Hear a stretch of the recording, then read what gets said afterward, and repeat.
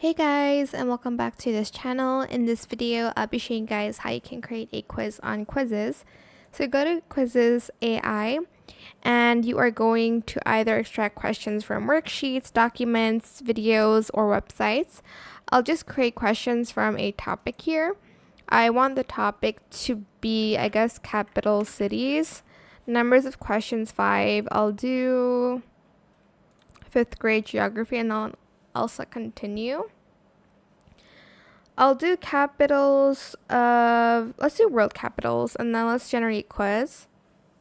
And it's going to generate the quiz and create it for you like so. Like here, here, here, and here.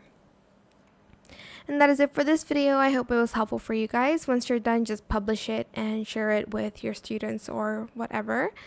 And that is it. I hope it was helpful. Don't forget to like, comment, share, and also subscribe to this channel if you haven't done that already. If you have any more questions about this video, just leave it in the comment section down below. I will try my best to answer them all for you guys.